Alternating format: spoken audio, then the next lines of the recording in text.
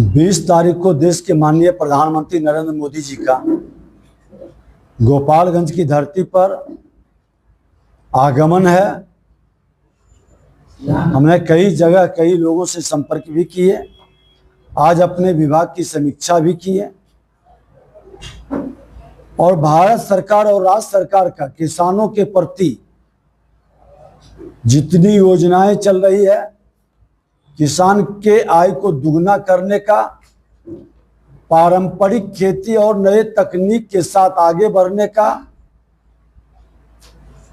निश्चित तौर पर आज प्रधानमंत्री जी का लगभग 2,28,000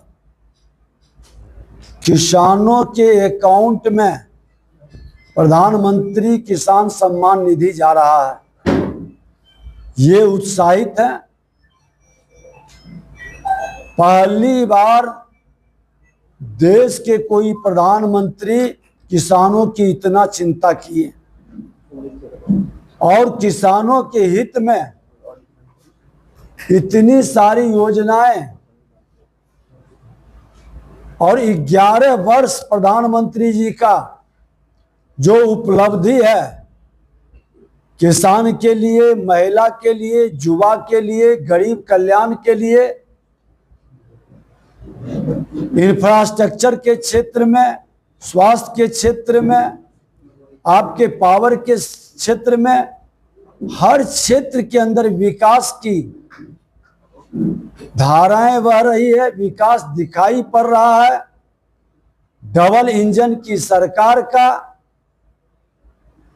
आज लोग को कहने की जरूरत कम है, आम लोग स्वयं बता रहे हैं कि गति विकास की कितनी बढ़ी।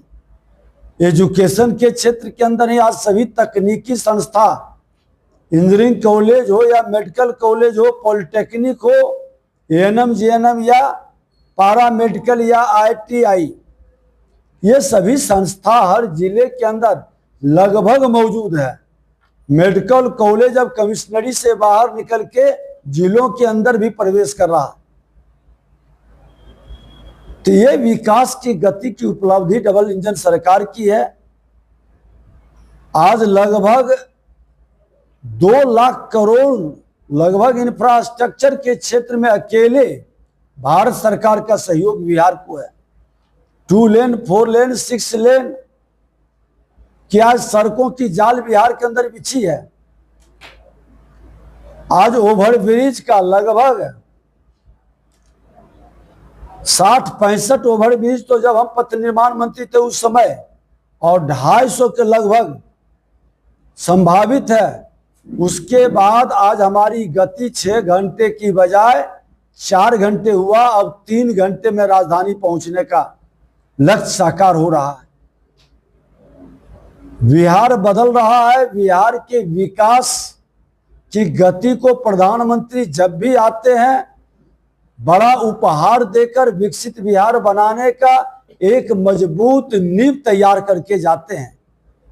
और पूरा सीवान, गोपालगंज, छपरा प्रधानमंत्री के स्वागत के लिए कल से हम लोग घूम रहे हैं, अलग अलग लोगों से मिल रहे हैं।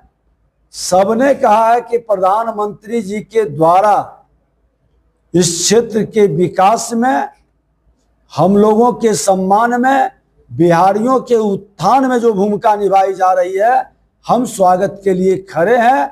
और प्रधानमंत्री के नेतृत्व में सभी का विश्वास का मजबूत आधार खड़ा हो रहा। सर, विपक्ष का आरोप है कि हवाई जहाज का सपना दिखा के मोदी सरकार हवाई चप्पल तक छीन ली है। देखिए, विपक्ष फ्रस्ट्रेशन में निराश और हताश है।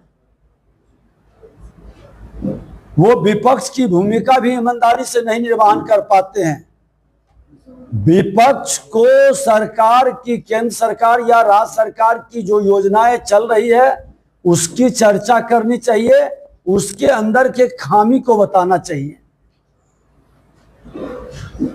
आज बिहार के अंदर में पटना से गया और दरभंगा से पूर्णिया तक आज कई छोटे छोटे जिले के अंदर हम एयरपोर्ट के निर्माण का, और जिस पटना के अंदर लोग प्लेन पर चढ़ने का सपना पालते थे, अब हवाई चप्पल वाले ही नहीं, हर लोग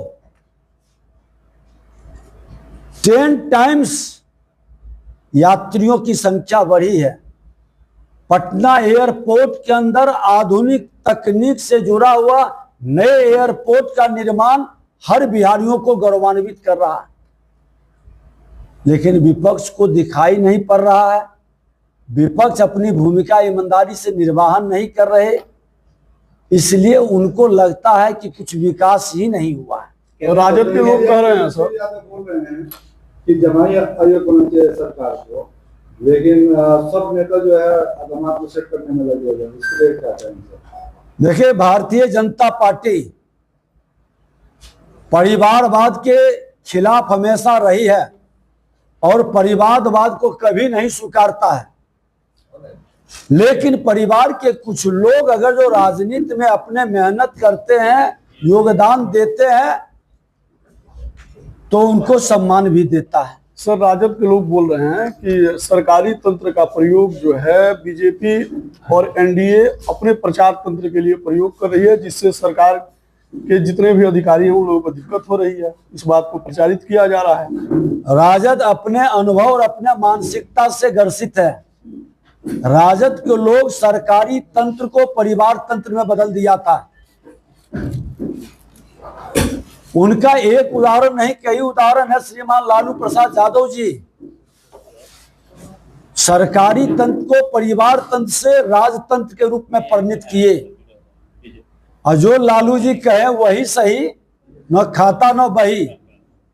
ये वातावरण बनाने वाले लोग कम से कम एनडीए गठबंधन पर अंगुली न उठाए।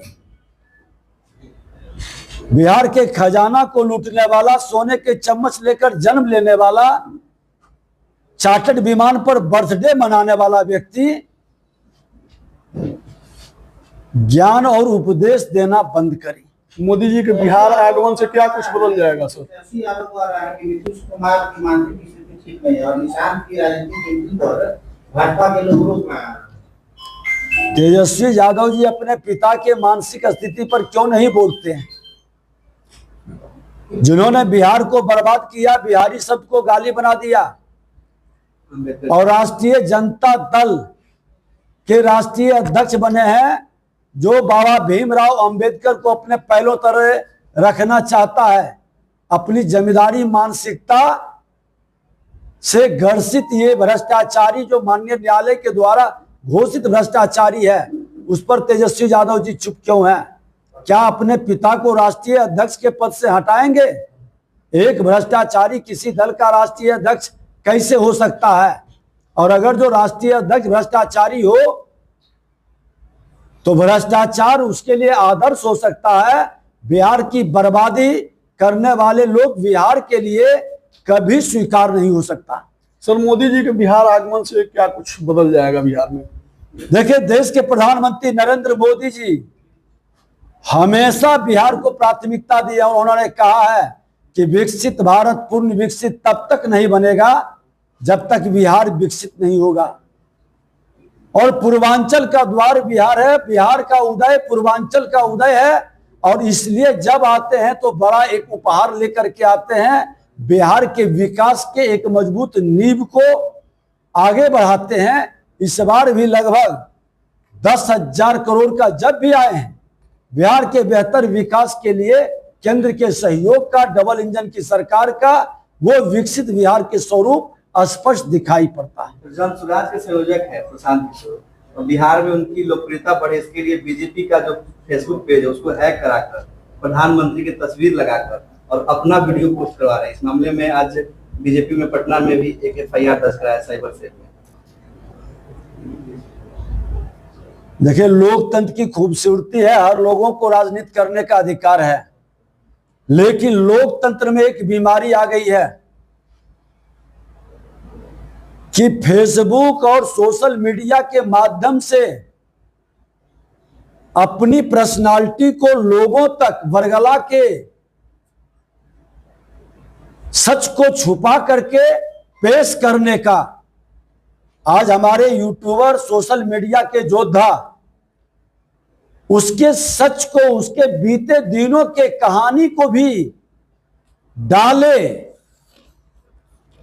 कि ये जो लोग राजनीति में प्रवेश कर रहे हैं इनका बैक हिस्ट्री क्या है, इनका कैरेक्टर क्या है, इनका जनता के साथ समर्पण क्या है। ये जिम्मेवारी है हर यूट्यूबर और खास करके हर बिहारी योद्धा का। पब्लिक के बीच में कोई हनुमान को कालनेमी बरगला न सके। एक सामाजिक कार्यकर्ता हनुमान के तरह होता है, जो किसी भी दल का वो हनुमान हो, लेकिन उसके मन के अंदर जनता के प्रति सेवा का भाव होना चाहिए। और जो यूट्यूबर के माध्यम से या सोशल मीडिया, प्रेस मीडिया के माध्यम से जनता के बीच अपना भौकाल बनाता है, प्रोजेक्शन देता है, जनता उसको नहीं स्वीकार सकती। ठीक है, बड़े बाप के मां के पुत्र हो सकते हैं, लेकिन जनता को युवराज नहीं चाहिए, जमींदारी नहीं चाहिए, सेवक चाहिए। और प्रधान सेवक आ रहे हैं प्रधानमंत्री, उसका हनुमान पूरी तरह से सजग और तैयार है। धन्यवाद।